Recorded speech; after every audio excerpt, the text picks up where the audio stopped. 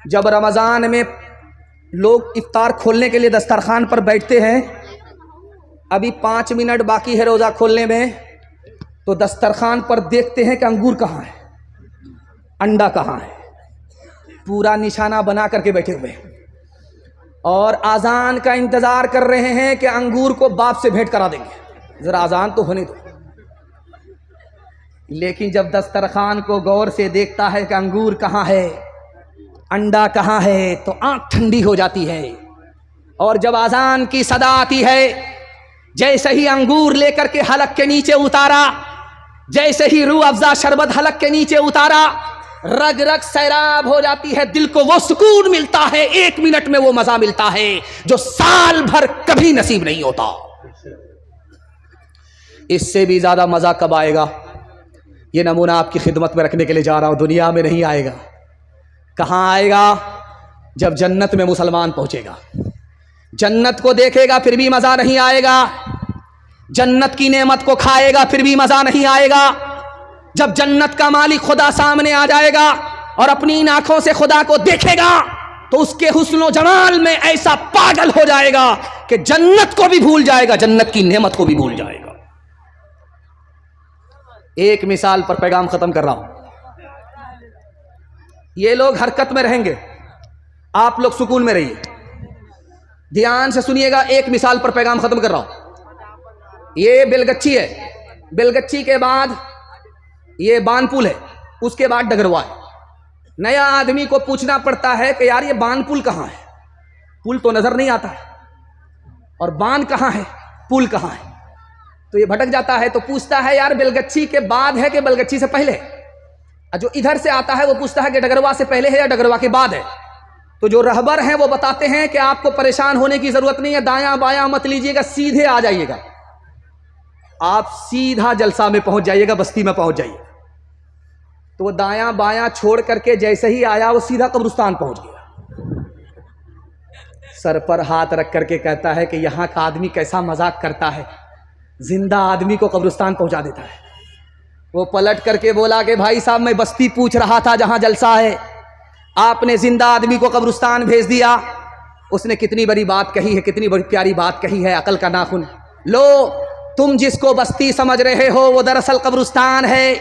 मैंने हर बस्ती के आदमी को यहाँ आबाद होते हुए देखा है, लेकिन यहाँ के आदमी को, कब्रिस्तान के आदमी को यहाँ से कहीं जाते हुए नहीं देखा। असल बस्ती तो इसका नाम है, असल आबादी तो इसका नाम है। हाथ उठाइए, वादा कीजिए रमज़ान में सो जाएंगे, चांद रात में जागेंगे, कपड़ा खरीदने के लिए डगरवा हाट पहुंचेंगे। हाथ उठा दीजिए 2-4 आदमी इंशाअल्लाह रांची जाने के लिए। खैर माशाअल्लाह।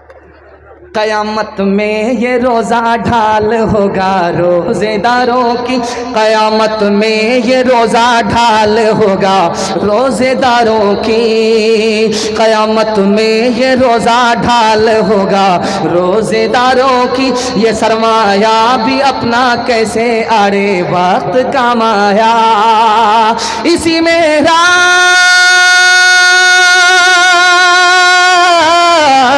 इसी में रात इकाई हजारों माह से अफजल, कि जिसमें चश्मे रहमत से बंदों को सलाम आया, कि जिसमें चश्मे रहमत से बंदों को सलाम आया। आखिरी पैगाम आपकी खिदमत में और जहमत तमाम। ये ऑपरेटर इतना शानदार है कि मुझे इनको देख करके ही महसूस हो गया था कि जलसा को कामयाब करने में सबसे बड़ा इसका हाथ रहा। माशाल्लाह इतनी अच्छी सर्विस है इनकी, इसको अंदाज़ा है कि कहाँ बढ़ाना है, कहाँ घटाना है। और ये माइक इतना जवान है, अगर मैं इससे टकरा गया मुझको बूढ़ा कर देगा। मैं संभल करके आपको बयान सुना रहा हूँ। इतनी दूर से मैं चल करके आपकी खिदमत में आया हूँ। आप बोलेंगे बगल का है, लेकिन जलसा चल रहा है। एक कोने में जलसा होता है, वहाँ से निकल करके दूसरे कोने में आना पड़ता है, फिर यहाँ से जलसा करके तीसरे कोने में निकलना पड़ता है। बहुत दूर से मैं आपकी खिदमत में आया हूँ, लेकिन 3 मिनट का पैगाम सुनाने के लिए आया हूँ। और कुर्सी पर बैठ करके मैं गारंटी लेता हूँ, आपके हाथ में भी पैसा होगा, जेब में भी पैसा होगा, घर में भी पैसा होगा। ज़रूरत ख़त्म हो जाएगी, पैसा ख़त्म नहीं होगा, गारंटी लेता हूँ। मगर इसके लिए आपको 2 काम करने हैं। पहला काम हलाल कमाना, अगर हराम कमाते हैं तो मैं गारंटी वापस ले रहा हूं। और दूसरा काम हिसाब से खर्च करना है। थोड़ा पैसा है थोड़ा खर्च कीजिए, पैसा है नहीं, दूसरे को देख करके दिखा करके पैसे को मत उड़ाइए। मैं गारंटी लेता हूं, हिसाब से पैसा खर्च करके 1 साल दिखाइए, हलाल कमा करके 1 साल दिखाइए। मैं गारंटी लेता हूं मसनद रसूल पर, हाथ में भी पैसा होगा, जेब में भी पैसा होगा, घर में भी पैसा होगा, जरूरत खत्म हो जाएगी, पैसा खत्म नहीं। अल्लाह किस पर ज्यादा मेहरबान है, अमीर पर या गरीब पर? आपका दिल बड़ा खुश होगा। जब अमीर आएगा खुदा के पास तो खुदा पूछेगा माल के बारे में, कहां कहां से कमाया था, कहां कहां खर्च किया। जब तक जवाब नहीं आएगा 1 इंच हिल नहीं सकता। कुर्बान जाइए खुदा की मेहरबानी पर। जब गरीब आएगा तो खुदा माल के बारे में नहीं पूछेगा, हाल के बारे में पूछेगा, क्या हाल है, खैरियत तो है। जितना वो गरीब पर मेहरबान है उतना अमीर पर भी मेहरबान है।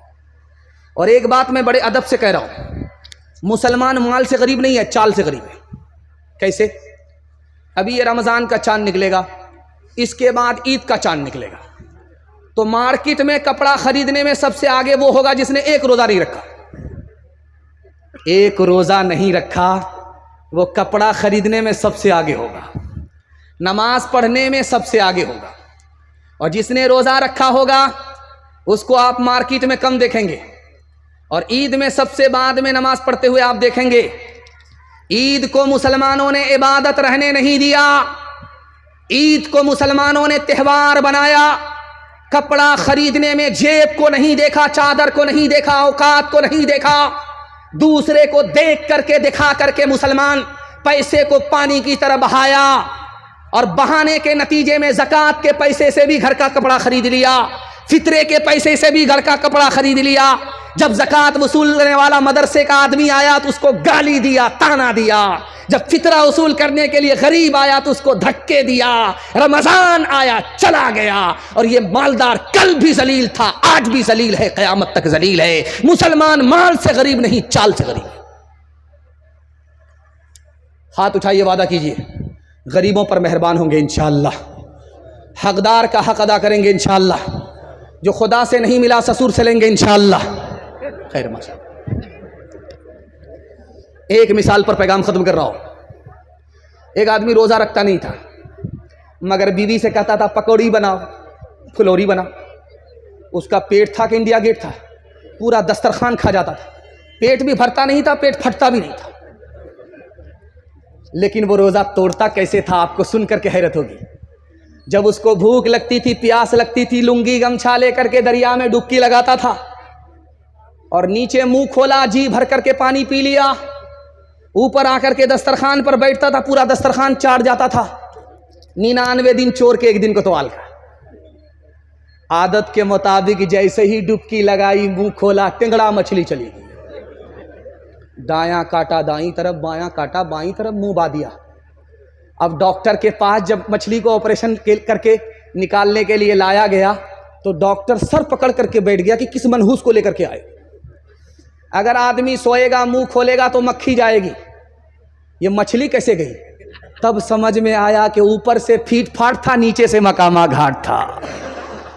बरसों राम धड़ाके से बुढ़िया मर गई फाके से, बुढ़िया मर गई फाके से। झूठे टुकड़े खाकर बुढ़िया तब तक पानी पीती थी। मरती है तो मर जाने दो, पहले भी कब जीती थी, पहले भी कब जीती थी। जय हो पैसे वालों की,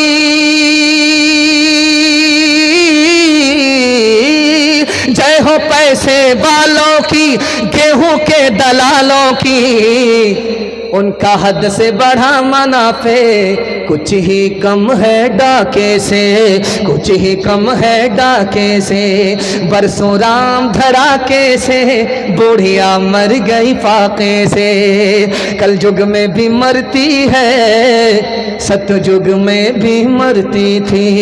ये बुढ़िया इस दुनिया में सदा ही फाके करती थी, सदा ही फाके करती थी। जीना उसको रास न था, जीना उसको रास उसके पास न था, उसके घर को देख के लक्ष्मी मुड़ जाती थी ना कैसे, मुड़ जाती थी ना कैसे। बरसों राम धड़ाके से बुढ़िया मर गई फाके से। 5 से 7 मिनट मेरे हिस्से का जलसा है, आप लोग सुनेंगे, मरने के बाद अमल करेंगे। हाथ उठाइए इंशाअल्लाह, हाँ उठाइए, मैं चचा देख चुका हूं, आप बराबर मेरा साथ दे रहे हैं। ध्यान से सुनिएगा, तेजी के साथ निकल जाएगा। बड़ा खूबसूरत पैगाम आप देख रहे हैं। मर्दों का पिंडाल है और बगल ही में औरतों का पिंडाल होगा। आप सरकारी हॉस्पिटल में जाइए और स्कूल में जाइए तो वहां पर दीवार में लिखा रहता है बेटी बचाओ बेटी पढ़ाओ, और ट्रक जब पास करेगा तो पीछे देखिएगा तख्ते पर लिखा रहता है बेटी बचाओ बेटी पढ़ाओ। लेकिन ये कहीं लिखा नहीं रहता है बेटा बचाओ बेटा पढ़ाओ। क्यों भाई? ये राज क्या है आपको बताने के लिए जा रहा हूं। जब मैं आपको सुनाऊंगा तो कलेजा मुंह को आ जाएगा, आप खून के आंसू रोएंगे। ऐसा लिखा रहता है दीवार पर बेटी बचाओ बेटी पढ़ाओ, लेकिन ये कहीं लिखा नहीं है बेटा बचाओ बेटा पढ़ाओ। बात क्या है? तो लिखा कि इस हिंदुस्तान में 1 साल में 10 लाख लड़की को मार दिया जाता है, बेटे को बचाया जाता है, बेटी को मारा जाता है। ये मारने वाले घर से बाहर के लोग नहीं हैं, घर के अंदर के लोग हैं, माँ बाप हैं। 1 साल में 10 लाख लड़कियों को जिंदा जान से मार देते हैं। कैसे मारते आपको हैरत होगी।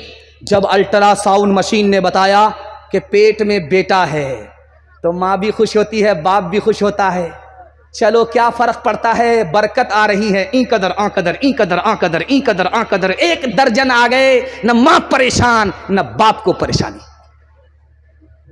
लेकिन जैसे ही अल्ट्रासाउंड मशीन ने बताया कि पेट में बेटी है तो माँ से ज्यादा बाप परेशान। इस साल माँ ने पैदा किया है, अगले साल यही बाप पैदा करेगा।